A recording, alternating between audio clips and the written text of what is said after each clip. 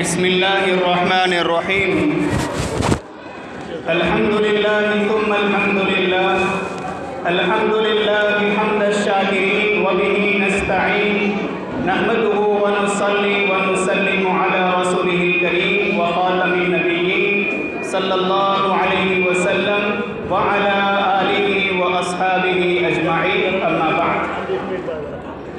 معزز و مکرم علماء کرام، بزرگان محترم اور پس پردہ سننے والی میری غیرت مند دینی ماں اور بہنوں، یہ نکاح کی مجلس ہے اور بہت ہی بابرکت مجلس ہے۔ اسی مناسبت سے انشاءاللہ چند باتیں عرض کی جائیں گی۔ اللہ رب العزت کلام پاک میں ارشاد فرماتے ہیں، ہن لباس لکم وانتم لباس لہن، کہ بیوی شوہر کے لیے لباس ہے اور شوہر بیوی کے لیے لباس ہے۔ اللہ رب العزت نے اس آیت کریمہ میں صرف ایک لفظ میں، ایک شبد میں میاں بیوی کے درمیان جو تعلق ہے اس کی حقیقت کو بیان فرمایا۔ صرف ایک لفظ میں کہ بیوی شوہر کے لیے لباس ہے اور شوہر بیوی کے لیے لباس ہے۔ یہاں پر مطلب سمجھنے سے پہلے ایک بات عرض کر دوں جس سے ہمارا ایمان تازہ ہو جائے گا کہ اور بھی دنیا کے ماہرین، عقل مند، انٹیلیجنٹ جو انسان تھے، انہوں نے بھی میاں بیوی کے درمیان جو تعلق ہے اس کی حقیقت کو بیان کرنے کی کوشش کی۔ کسی نے کہا کہ میاں بیوی زندگی کے دو ساتھی ہیں، لیکن انہوں نے بھی اس تعلق کی حقیقت کو بیان کرنے کے لیے ایک جملہ استعمال کیا، ایک سینٹنس۔ لیکن اللہ رب العزت نے کلام پاک میں میاں بیوی کے تعلق کی حقیقت کو بیان کرنے کے لیے صرف ایک لفظ استعمال فرمایا کہ وہ تمہارے لیے لباس ہے، تم ان کے لیے لباس ہو۔ بات سمجھ میں آ رہی ہے؟ لباس کپڑوں کو کہا جاتا ہے، لباس کپڑوں کو کہا جاتا ہے۔ اب کیا مطلب؟ اللہ نے تو یہ فرما دیا کہ وہ تمہارے لیے لباس ہے اور تم ان کے لیے لباس ہو۔ ایک مطلب مفسرین نے یہ لکھا ہے کہ جب آدمی کپڑے پہن لیتا ہے تو اس کے جسم پر جو داغ ہوتے ہیں، دھبے ہوتے ہیں، جو زخم ہوتے ہیں، وہ داغ، دھبے، وہ عیب چھپ جاتے ہیں۔ تو جب اللہ رب العزت نے یہ فرمایا کہ وہ تمہارے لیے لباس ہے، کپڑے ہیں، تم ان کے لیے لباس ہو، تو جب آدمی کپڑے پہنتا ہے تو اس کے عیب چھپ جاتے ہیں۔ بالکل اسی طرح خاوند کے ذریعے بیوی کے اور بیوی کے ذریعے خاوند کے عیب چھپ جاتے ہیں۔ اور دوسرا مطلب جو بہت ہی سمجھنے والا اور مطلب جلدی سمجھ میں آنے والا ہے وہ یہ ہے کہ جب آدمی کپڑا پہنتا ہے تو کپڑے بدن سے زیادہ قریب ہوتے ہیں۔ جب آدمی کپڑا پہن لیتا ہے تو وہ کپڑا آدمی کے بدن سے سب سے زیادہ قریب ہوتا ہے، وہ الگ نہیں ہوتا جب تک کہ اس کو الگ نہ کیا جائے۔ تو اللہ رب العزت نے کلام پاک میں یہ جو فرمایا کہ وہ تمہارے لیے لباس ہے، تم ان کے لیے لباس ہو، اس میں اس بات کی طرف اشارہ ہے کہ جیسے کپڑے تمہارے بدن سے سب سے زیادہ قریب ہے، اسی طریقے سے میاں بیوی دونوں آپس میں اسی طرح قریب رہیں۔ بیوی شوہر سے اتنا قریب رہے اور شوہر بیوی سے اتنا قریب رہے کہ دونوں الگ نہ ہونے پائیں۔ اس میں اشارہ اس بات کی جانب ہے کہ میاں بیوی دونوں محبت و بھری زندگی گزاریں۔ ایک اور جگہ پر اللہ فرماتے ہیں الرجال قوامون علی النساء۔ اس آیت کریمہ میں اللہ رب العزت نے عورتوں کی ذمہ داری کو سمجھایا۔ اللہ فرماتے ہیں کہ گھر کا ذمہ دار، گھر کا امیر مرد ہے۔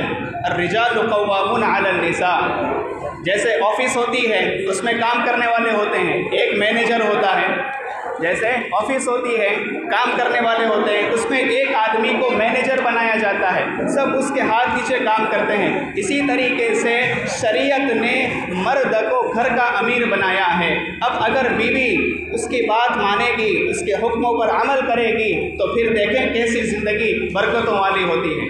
آج کل جو گھر اجڑ جاتے ہیں، آباد گھر ویران ہو جاتے ہیں، اس کی ایک وجہ یہ بھی ہے کہ بیوی یہ چاہتی ہے کہ گھر میں میری حکمرانی ہو، میری ہر بات مانی جائے، شوہر میرے انگلی کے اشاروں پر ناچے، یہ اس کی خواہش ہوتی ہے، جس کی وجہ سے آباد گھر اجڑ جاتے ہیں، آباد گھر ویران ہو جاتے ہیں۔ اس لیے بیویوں کو چاہیے کہ وہ اپنے شوہروں کی تابع داری کریں۔ ایک طرف تو عورتوں کی یہ ذمہ داری ہے، لیکن قرآن کریم میں دوسری طرف مردوں کو بھی فرمایا وَعَاشِرُوهُنَّ بِالْمَعْرُوفِ کہ تم اپنی بیویوں کے ساتھ حسن سلوک کرو، اچھا برتاؤ کرو۔ مفسرین لکھتے ہیں کہ اللہ نے فرمایا کہ تم اپنی بیویوں کے ساتھ حسن سلوک کرو، اچھا برتاؤ کرو۔ اللہ رب العزت نے گویا مردوں سے عورتوں کے حق میں سفارش کی ہے۔ یہ اللہ کی سفارش ہے کہ اے لوگوں اپنی بیویوں کے ساتھ حسن سلوک کرو، اچھا برتاؤ کرو۔ یہ اللہ کی طرف سے مردوں کے حق میں سفارش ہے۔ اور اللہ کے رسول صلی اللہ علیہ وسلم جب دنیا سے رخصت ہو رہے تھے، پردہ فرما رہے تھے، آپ نے کیا فرمایا؟ الصلاۃ الصلاۃ وما ملکت ایمانکم، نماز مت چھوڑنا، وما ملکت ایمانکم، اور ماتحتوں کا خیال رکھنا۔ اور ماتحت میں پہلا نمبر بیوی کا ہے۔ تو گویا اللہ کے رسول نے بھی سفارش کی ہے، اللہ نے بھی سفارش کی کہ بیوی کے ساتھ حسن سلوک کیا جائے، اور اللہ کے رسول نے بھی سفارش کی ہے کہ ان کے ساتھ اچھا سلوک کیا جائے۔ گویا اللہ اور اس کے رسول دونوں نے بیوی کے حق میں سفارش کی ہے۔ اب جس کے دل میں اللہ کی قدر ہوگی، جس کے دل میں اللہ اور اس کے رسول کی محبت ہوگی، جو اللہ اور اس کے رسول کا قدردان ہوگا، وہ اپنی بیوی کے ساتھ حسن سلوک کرے گا۔ ایک اصول سمجھا کر بات مکمل کرتا ہوں۔ مرشد عالم حضرت مولانا غلام حبیب نقشبندی رحمۃ اللہ علیہ فرماتے تھے کہ جہاں محبت موٹی ہوتی ہے وہاں عیب پتلے ہوتے ہیں، جہاں محبت موٹی ہوتی ہے وہاں عیب برائیاں پتلی ہوتی ہے، لیکن جہاں عیب موٹے ہوتے ہیں وہاں پھر محبت پتلی ہو جاتی ہے۔ جب محبت کمزور ہو جاتی ہے پھر آباد گھر اجڑ جاتے ہیں۔ بیوی شوہر کی برائیاں تلاش کرتا ہے اور شوہر بیوی کی برائیاں تلاش کرتی ہے۔ اس لیے میں یہ پیغام دینا چاہتا ہوں کہ ہم یہاں سے اٹھیں، یہ ارادہ کر کے اٹھیں کہ اپنے گھر کی زندگی کو جنت کا نمونہ بنائیں گے، آپس میں ایک دوسرے کے ساتھ حسن سلوک کریں۔ کامیاب شوہر کی علامت یہ ہے کہ وہ ماں باپ کا بھی خیال رکھیں اور اپنی بیوی کا بھی خیال رکھیں۔ بیوی کی وجہ سے ماں باپ کو نہ مارے، ماں باپ کو دھکے دے کر گھر سے نہ نکالے، اور ماں باپ کی وجہ سے بیوی پر ظلم نہ کرے، دونوں کے حقوق کا خیال رکھیں۔ یہ کامیاب شوہر کی علامت ہے۔ لیکن عجیب بات یہ ہے کہ ہم بیوی کا تو خیال رکھتے ہیں، اس کی ہر بات مان لیتے ہیں، لیکن ماں باپ کو نظر انداز کر دیتے ہیں۔ یہ بہت افسوس کی بات ہے۔ عجیب سا سناٹا چھا گیا بٹوارے کے قصے میں، عجیب سا سناٹا چھا گیا بٹوارے کے قصے میں، جب ماں نے رو کر پوچھا میں ہوں کس کے حصے میں۔ اور یاد رکھو باپ یہ سورج کی طرح ہے، جب سورج طلوع ہوتا ہے ہر طرف اجالا ہوتا ہے، لیکن جب سورج چھپ جاتا ہے ہر طرف اندھیرا ہو جاتا ہے۔ باپ ہیں تو زندگی کی ہر تمنائیں ہیں، اس کو یاد رکھیے گا۔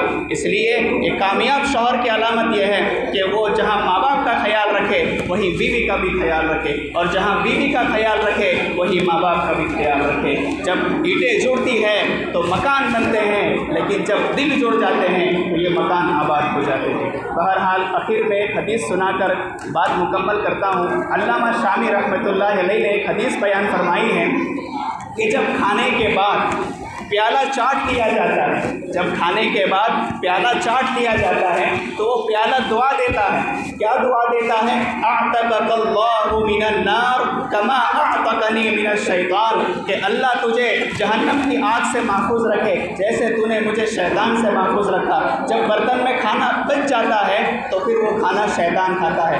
شادی کے موقعوں پر عام طور پر کھانا بہت بچ جاتا ہے اور بہت برباد ہو جاتا ہے، وہ سوائے اس کا کوئی حل نہیں کہ اس کو پھینک دیا جائے۔ اس لیے جب ابھی نکاح کی مجلس ہوگی اس کے بعد جب کھانے کے لیے دسترخوان لگائے جائیں گے، میں آپ سے ریکویسٹ کرتا ہوں کہ اتنا ہی کھانا لے جتنی آپ کی ضرورت ہے، تاکہ کھانا بیکار نہ ہونے پائے اور اس کا نقصان نہ ہونے پائے۔